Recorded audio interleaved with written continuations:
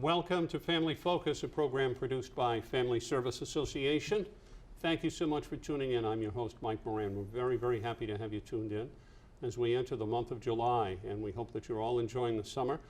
You know, one of the things that, for those of you who have seen our program before, what we like to do is not only showcase the talents and experience of the staff that I have the honor of working with at Family Service Association, but to also bring on to our program partners of ours in the community from other agencies and organizations with whom we interact and with whom we have a lot in common. And today is one of those days. In the past, we have on a handful of occasions featured the incredible facility known as HealthFirst Family Care Center. It is a community health center located on Quarry Street in Fall River. And we are delighted to have as our guest on this edition of the program the dental director of that facility. You're going to find out, if you don't, that they do dental, and we're going to learn all about it. We have Dr. Anila Khalid, who is here with us today, and thank you so much for being on the show. It's a pleasure. Thanks for having me, Mike. Well, it's great. You and I have known each other for a number of years. Full disclosure, when Julie Almond, our mutual dear friend, has been on the show, I always tell our audience that I'm a member of the board of directors there, which sounds really official. It's a volunteer position, but it's a real honor to be a part of the organization, even to be on the edges as we who serve on the board are. So I get to see you regularly, at least monthly, and we talk about things related to the administration of the facility, but let's talk everything about dentistry and the dental services that are available at HealthFirst. First of all, just a little bit of background on yourself. I always ask people when they come on our program, when did you get the calling? Because I think it's a calling when people enter either healthcare or social services, human services, when they just knew at a particular age that they wanted to go in that direction. When did dentistry enter your life? So I'll have to say that since I was a child, I have been exposed to this environment. My whole family is actually in medicine. So they have a hospital back home where they help the underserved. And it's just kind of in my blood. I always wanted to be in medicine. Tell us where back home is. It's Pakistan. Pakistan, I yes. see. So when I came here, of course, I wanted to do something a little bit different than the regular medicine because I like to work with my hands, so I chose to go in dentistry. So I did my prereqs from Michigan State University, and then I joined Boston University Dental School for my dental education, and I graduated in 2003. So that got you into New England, Boston. Yes, yes. As we taped this program, I was in the city of Boston this morning. And unfortunately, it was a rainy day, it happened to be, as we taped this program. But every time I'm there, I think of, and I was not far from Tufts Medical Center, and I think of the hub, as Boston has been called the hub city for endlessly, but it really, truly, for all things medical, and talented individuals like yourself that come from all corners of the globe often gravitate toward Boston. And was that an experience? I mean, you said you were in Michigan, so you said that's where it's happening. Boston is where I want to be to continue my education. Yes, I am originally coming from a big city, so when we moved to Michigan, it's a smaller place, so that kind of didn't suit me that well. So when I came here for an interview, I really loved Boston, and I knew that once I graduate, I'll stay here. So yeah, it's a beautiful city, I have to say, and I'm happy, and I'm not planning on moving anytime soon. Yeah, and so, but working in, I thought I heard you say that part of the family tradition was the hospital that helped the underserved. Yes. And that really is very much a part of the mission of a community health center like HealthFirst. Yes. So did that contribute to the natural attraction that you had to work in that setting? Definitely. That's, of course, like I said, actually, let me tell you a little story. When I was going to school back home, there are peons and that you don't see in this setting, but they always were saying hi to me every time I passed by the hallways because they knew my grandparents and my family, and they were helped by our family, so they just knew me. I was a child, but they knew, oh, she's the granddaughter of such and so person. So I got that respect and that. So basically, I love all that we did for people over there. So when I came here, I was like, I need to continue that mission and help people here. That's absolutely fascinating. A lot of people may not know that there are dental services available at HealthFirst, even if they have some small degree of familiarity with the health center. It may come as a surprise to people that you have such a busy dental department. Had that already been the case when you arrived at HealthFirst? I'm sure you had a great deal to do with it reaching the level that it has currently. But was it different then when you first started at HealthFirst? Oh, it definitely was. We were in a much smaller building at that time when I joined HealthFirst. It was hardly, I think, 10,000 square feet, and I think we had a couple of dental operatories at that time. I had forgotten that you were there in the County Street. Yes, I was. Oh, yes. And all right, well, for those who don't know, the HealthFirst Family Care Center facility on Quarry Street there's no other way to describe it other than magnificent. It's yes. just an incredible campus on which all these services are provided, and it really is, if for any, and we'll get into this, just I'll mention quickly, if you don't have a primary care provider, if you do not have a dentist, if you need services, come and see this facility on Quarry Street, right near the corner of Pleasant. Very, very easy to get to from all directions, and see this incredible building that has now probably been up for about, I want to say, 4 or 5 years, or am I? Since 2012, July of 2012. I can never forget that date. Yeah, I'm sure, having made the switch from the old facility, because I remember that too, having Yes. attended a lot of meetings with the floors that kind of went up and down, and we won't go there. But so you've helped grow the dentistry department within HealthFirst in the time that you've been there. Definitely, I like to think so. So like I said, we had a couple of rooms, and over there too, the demand was so high that I had to, keep working towards getting more rooms. So Right. before we left that building, actually we had 4 rooms, dental rooms, because the demand was so high for dental care. There were people calling, they wanted to be seen, and 2 Right. rooms were not enough. So we went to 4 rooms, and then of course when we moved to the new building, there were 9, and now we have 9 dental operatories. And 9. And 9. And how about staff? How many staff work with you? We have 6 general dentists on our staff, 1 hygienist. We have several dental assistants and front desk registration staff Right. on our team. Also, we have an operator. We also have an outreach coordinator that manages our mobile dental program. I see. And besides that, we have several interpreters on our staff that speaks Spanish, Portuguese, and Creole. And for all the other languages, we use phone line, Right, interpreting right. phone line. And believe it or not, it allows access to over 200 languages. Oh my the phone goodness. line. So when you think about that, I mean, it's sort of an open invitation to the community. Yes. any I'm language. gonna make a statement. I don't think you need to be a genius to come to this conclusion, but you tell me if I'm right or wrong. It would seem almost logical that a community with socioeconomic issues, large segments of the population being low income, that attention to dental care is not what it should be. That's true. That's a general statement, but is that generally the case? Yes, it is the case. There's lack And of awareness. So about that oral health. means that your job never ends in terms of trying to bring the service that you and your colleagues provide to as many people as possible. But you say That's the true. demand is extremely high. It's extremely high. That's true. Every day we are getting calls from new patients who need to be seen. And I don't think it's an overstatement to say that receiving dental care, if you have neglected it for any significant period of time, is a life-changing experience.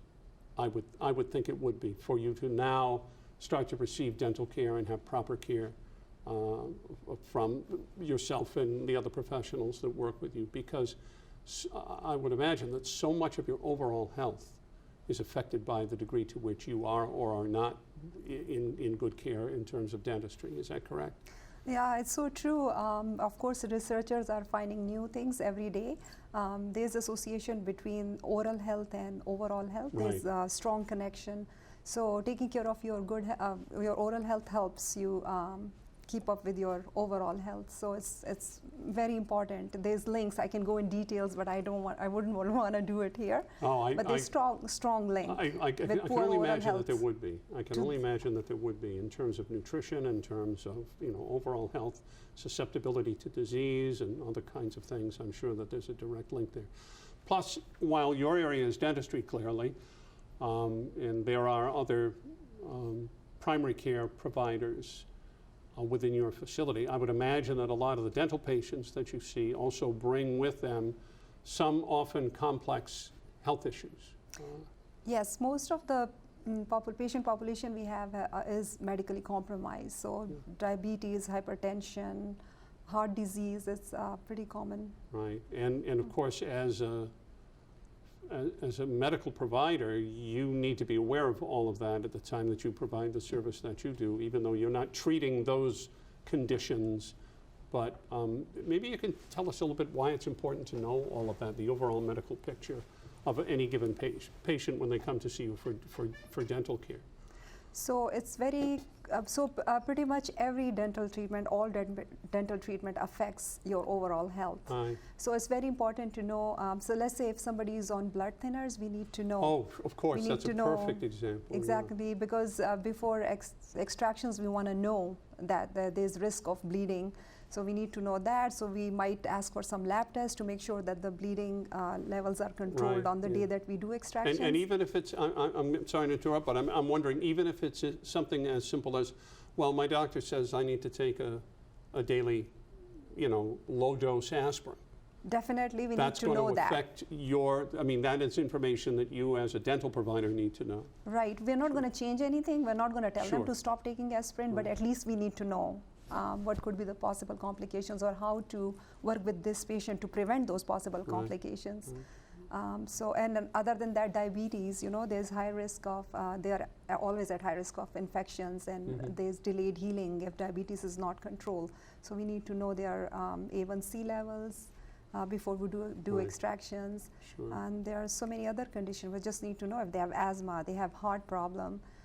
We know all these things because we are giving them Novocaine, and that can interact with all these medical conditions. So we need to know that, so we know to know that the patient has these conditions, so we can control the amount we give, and the management is different. As you're speaking, I'm wondering what is the age range of the patients that you see? Because just having been in that environment at the health center as frequently as I am, I see children, I see adults, I see elders, I see people of every shape and description. I hear lots of different languages as I'm walking through there. It's a fascinating place to be. So what is the range of age? Maybe included in that question is, how soon should a parent take a child to see the dentist? So we see patients from age 0 to 100 plus, and I still have to see a patient who is 100 or 100 plus, but we see a lot of patients who are in their 90s. So we are talking about kids, they need to be taken to a dentist as soon as the first tooth erupts, or latest by age 1. Right. So As soon as the first tooth arrives, or at the latest by age 1. By 12 months, age 1. Right. And then it's Yes. time to go see Dr. Khalid. Okay.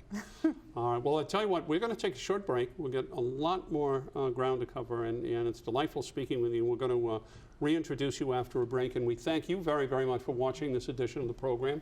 We will reintroduce our guest when we return, and we ask that you watch this message, and we'll come back in just a moment. You're watching Family Focus. Please stay tuned. Hi, I'm Carol Nagel, President and CEO of Family Service Association. A lot has changed since the day when our agency began its long journey of providing services to our community. In the beginning, our mission was a simple one: to provide caring and helpful services designed to improve the lives of the individuals and families who live and work here. And while the programs we provide have changed over the years, and the problems facing the community have become more challenging, Family Service is still here 125 years later to answer the call. As we look to the future, we'll continue to work together with our many community partners and to find new and better ways to bring our services to those who need them. Whether it's providing a warm, welcoming learning environment for preschool children, offering professional counseling, or helping elders maintain their good health and independence, Family Service remains committed to the spirit of that very same mission of service that guided us when we took those few steps in 1888.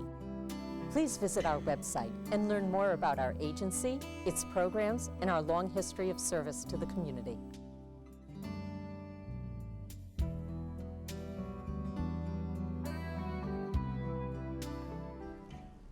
We thank you, Carol, and we hope that you will visit our website and learn more about the services available through Family Service Association. Many of them are not only located within Greater Fall River, but some of our programs have offices all throughout Bristol County, in the Plymouth and Cape Cod area, in the Taunton and Attleboro area. And please, you're invited to check that out. Let's reintroduce our guest. Before we do so, just to say thank you for tuning in.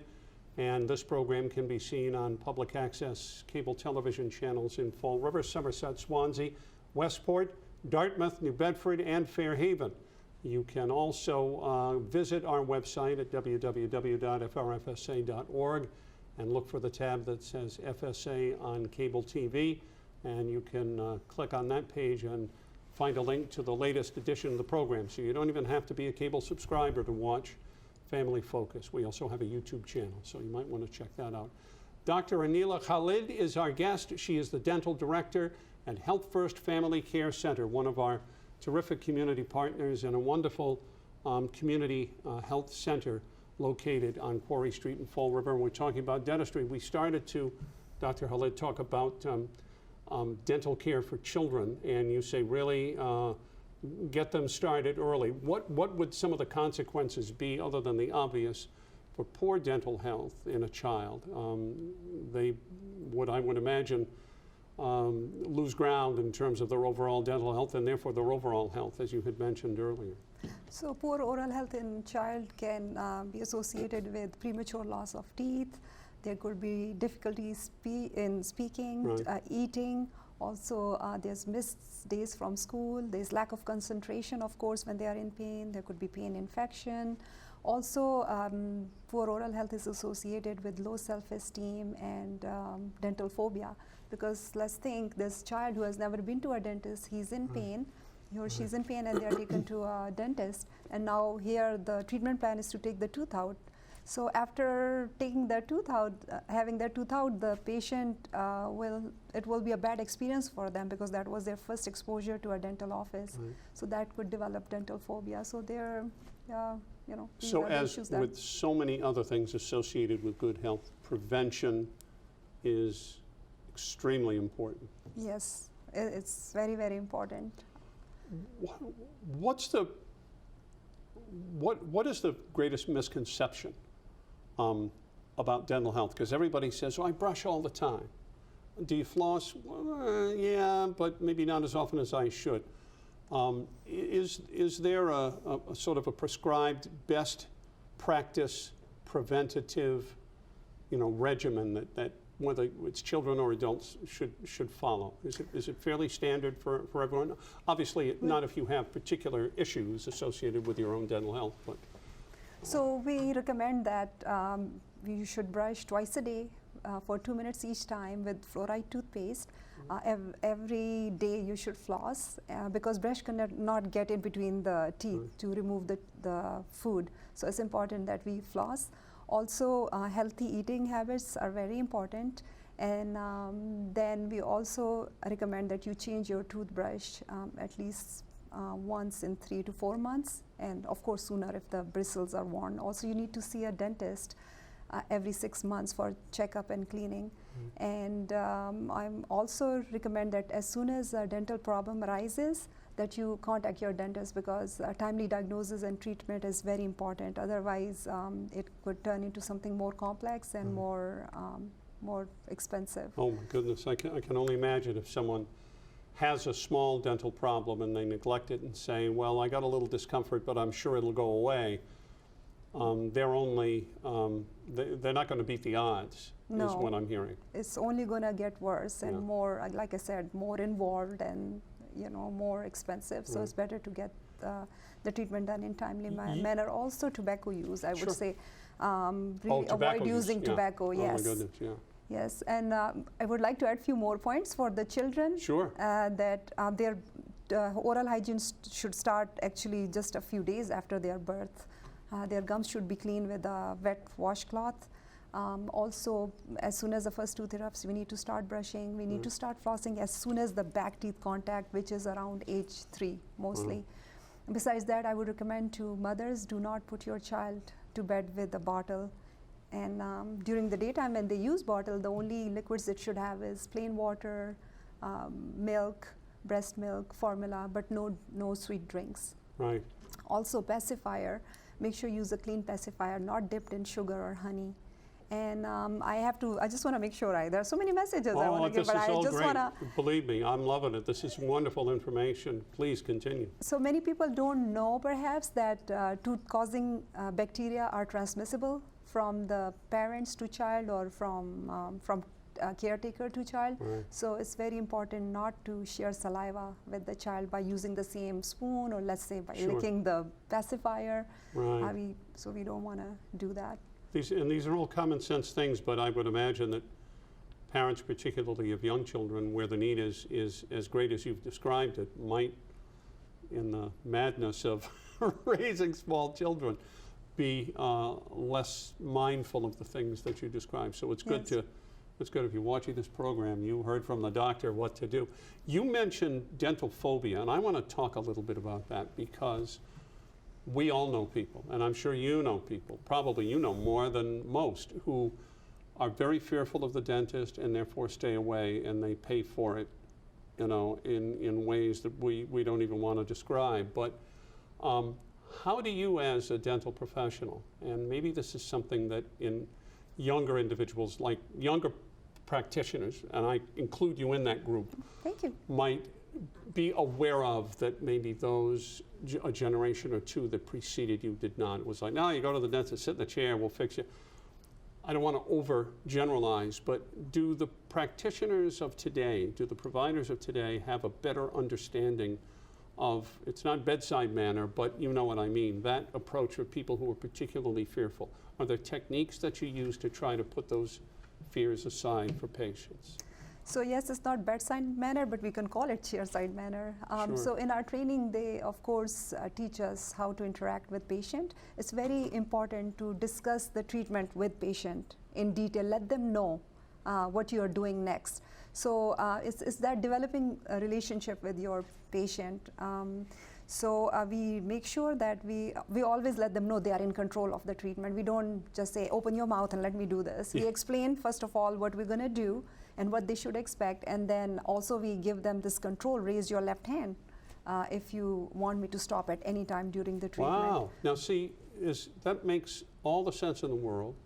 It's not anything that I would think of, but what you're doing, if I may say it this way, you're kind of empowering that patient to really have an important role in their own care. Yes. In that regard. And once people have a greater sense of control of the situation, it's probably going to put a lot of that anxiety aside. It makes perfect sense.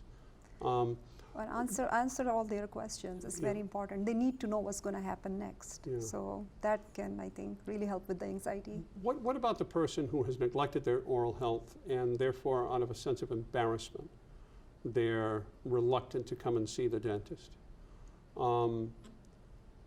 What would you say to a person who may fall into that category?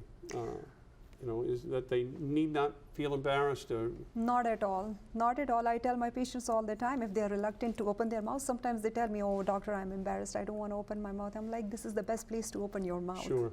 So Sure. we can see what's going on in your mouth, diagnose your problems, and treat them. So you have a better health. So I think dentist is a place where our patients should not feel embarrassed at all. Mm-hmm. If they are at a dentist, they get their treatment done. If, let's say, even they have to lose their teeth, they get denture, which gives you a smile. They'll be out there, they will be open to smile, they'll be able to talk, they'll be able to eat. So again, dental office, and especially our office, I think we are there to help you and just come without giving it a second thought. You mentioned dentures. There are crowns, there are, you know, they used to, it's an old-fashioned term, I would imagine, but they used to say having a tooth capped. There are new technologies all the time in dentistry. Are your patients able to take advantage of some of those newer and more, you know, kind of state-of-the-art sort of technology in dentistry? Like I said, we have a beautiful state-of-the-art building equipped with state-of-the-art equipment. So most of the things we do are very advanced. Like, for instance, even digital radiography is much better than the regular radiation. So we have that, and then every room have access to electronic dental record. Also, we try our best to use as new techniques as possible. We are always updating. Our dentists are always, of course, attending these continuing education classes to update their knowledge so we can treat our patients to the best we can. Right. People who have a denture or who have a, I don't know whether this is a correct medical term, but they used to call it a bridge. Yes, bridge is still called bridge. They still call it a bridge? Yes. Okay, all right. I don't have any of this stuff, so maybe I'm lucky in that regard. But is the technique for treating those kind of patients a little different than it would otherwise be for someone who doesn't have those appliances that they use? I would say oral hygiene, of course, is kind of a little bit different for them. They have to be more careful. People with bridges and implants and crowns, they have to be more diligent in their oral health hygiene practices. Because, you know, there's more chances of food accumulation on those devices. So it's very important to, you know, pay extra attention to your oral hygiene. Our time is moving so quickly. I do want to talk about something you mentioned earlier.